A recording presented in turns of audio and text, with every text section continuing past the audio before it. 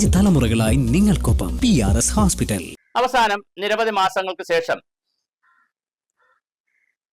Wayanad township യാഥാർത്ഥ്യമാവുകയാണ്.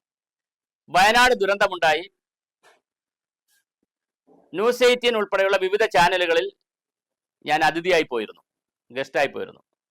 അന്ന് വളരെ ഗൗരവമായി ടൗൺഷിപ്പ് എന്ന ആശയം മുന്നോട്ട് വെക്കുന്നത് ഞാനാണ്. വയനാട് പ്രകൃതി സംരക്ഷണ സമിതിയിലെ ശ്രീ ബാദുഷാജി, വയനാട് ജില്ലാ പഞ്ചായത്ത് പ്രസിഡന്റ്, വയനാട്ടിലുള്ള സുഹൃത്തുക്കൾ, പ്രവർത്തകർ ഉൾപ്പെടെ വിവിധ ചർച്ചകളിൽ വന്നിരുന്നു. അവർ ചില ആശങ്കകൾ പ്രകടിപ്പിക്കുകയും ചെയ്തു ടൗൺഷിപ്പിനെ കുറിച്ച്. കാരണം അതൊരു ഗ്രാമമാണ്. വയനാട് പൂത്താടി അല്ലെങ്കിൽ ഈ പറയുന്ന മുണ്ടകൈ, ചൂരൽമല എന്നൊക്കെ പറഞ്ഞ് തികച്ചും ഗ്രാമമാണ്. അപ്പോൾ അവർക്ക് അവരുടെ കൃഷിയിടങ്ങളോടനുബന്ധിച്ച് താമസിച്ചാണ് അവർക്ക് ശീലം. അവരെ ഒരു ടൗൺഷിപ്പിലേക്ക് കൊണ്ടുപോകുമ്പോൾ ഉണ്ടാകുന്ന പരിമിതികളും പ്രശ്നങ്ങളും അവർ ചൂണ്ടിക്കാണിയിരുന്നു. എന്നാലും ഞാൻ അതെല്ലാം പരിഹരിച്ചുകൊണ്ടുള്ള ടൗൺഷിപ്പ് വേണമെന്നൊരു വാദം ആദ്യം ഉയർത്തിയിരുന്നു. ഇപ്പോൾ ടൗൺഷിപ്പ് ആവുന്നുണ്ട്. എല്ലാവർക്കും ഒരേ തരത്തിലുള്ള വീടാണ് വെച്ച് കൊടുക്കുന്നത്. അതിൽ ചില പ്രശ്നങ്ങളുണ്ട്. ഈ ടൗൺഷിപ്പിൽ തന്നെ സ്റ്റീരിയോ ടൈപ്പ് വീടുകളാണ് വെച്ച് കൊടുക്കുന്നത്. എല്ലാവർക്കും തുല്യമായ സ്ക്വയർ ഫീറ്റിലാണ് വീട് വെച്ച് കൊടുക്കുന്നത്. അതിലൊരു അശാസ്ത്രീയതയുണ്ട്. കാരണം ഓരോ 2 അംഗങ്ങളുള്ള വീടുകളുണ്ട്, 5 അംഗങ്ങളുള്ള വീടുകളുണ്ട്, 10 അംഗങ്ങളുള്ള വീടുകളുണ്ട്. അപ്പോൾ അതുകൊണ്ട് തന്നെ എല്ലാവർക്കും വ്യത്യസ്ത അനുപാതത്തിൽ ചിലപ്പോൾ കൊടുക്കേണ്ടി വരും.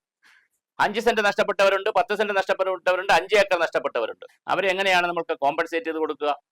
ചെറിയ വീട്ടിൽ കഴിഞ്ഞവരുണ്ട്, വലിയ വീടുകൾ കഴിഞ്ഞവരുണ്ട്. അവർക്കെല്ലാം ഒരേ ടൈപ്പ് വീടുകൾ എടുക്കുമ്പോൾ അവരുടെ മാനസികാവസ്ഥ എന്തായിരിക്കും? അത് ഗൗരവമായി ചർച്ച ചെയ്യപ്പെടേണ്ട ഒരു വിഷയമാണ്.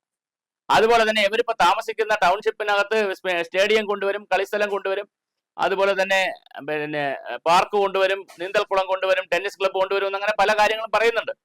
പക്ഷെ അവരുടെ കൃഷിയിടങ്ങൾ ഇനി എവിടെയാണ് അവർ കൃഷി ചെയ്യുക? ഇപ്പോൾ വളരെ ഗൗരവമായി അവർക്ക് കൃഷി ചെയ്യാനുള്ള അവസരം ഉണ്ടാക്കി കൊടുക്കണ്ടേ? അതിപ്പോൾ ദുരന്ത ഭൂമിയിൽ അതിന് പറ്റുമോ? ദുരന്തമുണ്ടായ സ്ഥലത്ത് അവിടെ വീണ്ടും കൃഷി ചെയ്യാൻ പറ്റുമോ? പറ്റിയില്ലെങ്കിൽ എവിടെയാണ് അവരുടെ കൃഷിഭൂമി? കൃഷി ചെയ്തില്ലെങ്കിൽ അവർക്ക് എന്താണ് തൊഴിൽ? പ്രത്യേകിച്ച് മാത്രമല്ല, തേയിലത്തോട്ടങ്ങളിൽ തേയിലയുടെ കിളന്ത് നുള്ളുവാൻ പോകുന്ന സ്ത്രീകൾക്ക് ഇനി മറ്റെന്ത് ജോലിയാണുള്ളത്? അപ്പോൾ വളരെ ഗൗരവമായി തൊഴിലിനെ സംബന്ധിച്ച് ആലോചിക്കണം.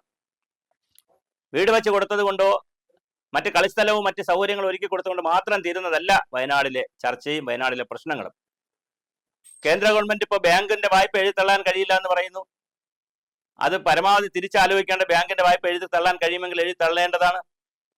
ധനസഹായം പല ഘട്ടങ്ങളിലായി വരുന്നു. പക്ഷെ അതിനെ വളരെ കുറച്ചുകൂടി ഏകോപിത രൂപം കേന്ദ്ര ഗവൺമെന്റിൽ നിന്നുണ്ടാവണം. സംസ്ഥാന ഗവൺമെന്റ് ഗൗരവമായി ഇപ്പോൾ ടൗൺഷിപ്പ് വരുന്നു, മറ്റു കാര്യങ്ങളെ സംബന്ധിച്ച് കാര്യങ്ങൾ ഉണ്ടാകണം. അതുപോലെ തന്നെ പഞ്ചായത്ത് രാജ് സ്ഥാപനങ്ങളുടെ കൃത്യമായ ഏകോപനം ഉണ്ടാകണം. അവിടുത്തെ ആളുകളെ സംബന്ധിച്ചിടത്തോളം അവർക്ക് ഒരേ സ്റ്റീരിയോ ടൈപ്പിൽ പല പല വീടുകളിൽ പല രൂപത്തിൽ പല സംസ്കാരത്തിൽ പല രീതിയിൽ ഭക്ഷണ വ്യവസ്ഥയിൽ പല രൂപത്തിൽ കഴിഞ്ഞിരുന്ന ആളുകളെ ഒരു സ്ഥലത്തേക്ക് കൊണ്ടുവന്ന് കോളനി പോലെ ആയിപ്പോയി.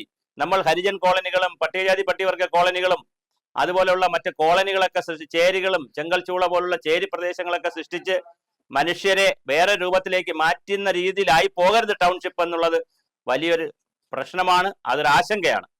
അപ്പോൾ തീർച്ചയായിട്ടും ടൗൺഷിപ്പിന് കൃത്യമായ മാനദണ്ഡങ്ങൾ ഉണ്ടാകണം.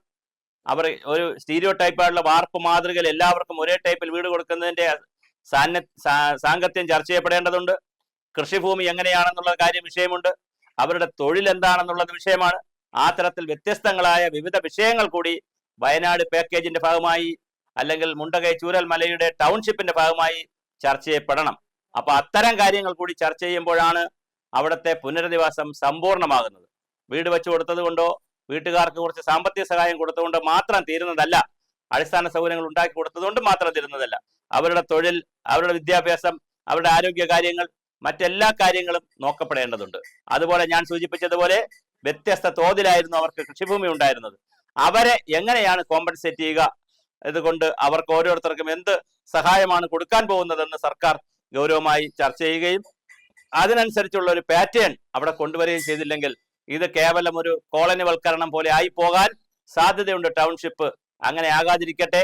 ഒരാശങ്കയുമല്ല പറയുന്നത്, ചില അഭിപ്രായങ്ങൾ എന്നുള്ള നിലയിൽ ഈ വീഡിയോ എടുത്താൽ മതി. ഗൗരവമായി ടൗൺഷിപ്പ് വരുമ്പോൾ തന്നെ അവരുടെ തൊഴിലും മറ്റ് സൗകര്യങ്ങളും ഒക്കെ ഗൗരവമായി ചർച്ച ചെയ്യുകയും നഷ്ടപ്പെട്ടു പോയതിന് കോമ്പൻസേറ്റ് ചെയ്യാൻ നിലയിലുള്ള വീടുകളും അതിനനുസരിച്ചുള്ള കൃഷിഭൂമിയും എല്ലാവർക്കും കിട്ടുകയും കഴിയുന്നത്ര പരമാവധി ആളുകൾക്ക് തൊഴിലും വരുമാനം ഉണ്ടാക്കി കൊടുക്കുന്നതിനുള്ള പ്രവർത്തനങ്ങളും കൂടി ആയില്ല എങ്കിൽ തീർച്ചയായിട്ടും ഇത് മറ്റൊരു സ്റ്റീരിയോ ടൈപ്പായിട്ടുള്ള കുറെ വീടുകൾ മാത്രം മാറ്റി കൊടുത്തുകൊണ്ടുള്ളൊരു സംവിധാനമായി മാറിപ്പോകും. പുത്തുമലയിലും ഇതിനു മുമ്പുണ്ടായിരുന്ന ഉരുൾപൊട്ടൽ സ്ഥലങ്ങളിലൊക്കെ നാം കണ്ടതാണ്. അതിൽ നിന്ന് വ്യത്യസ്തമാകുമെന്നാണ് ഇപ്പോൾ ഗവൺമെന്റ് അവകാശപ്പെടുന്നത്. വ്യത്യസ്തമാകട്ടെ തന്നെ നമുക്ക് ആഗ്രഹിക്കാം.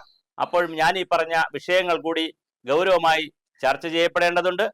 അതുകൂടി ഈ പാക്കേജിൽ, വയനാട് പാക്കേജിൽ ഉൾപ്പെടുത്തേണ്ടത് വളരെ അത്യാവശ്യമായ കാര്യഗൗരവമുള്ള ഒരു വിഷയമാണ്.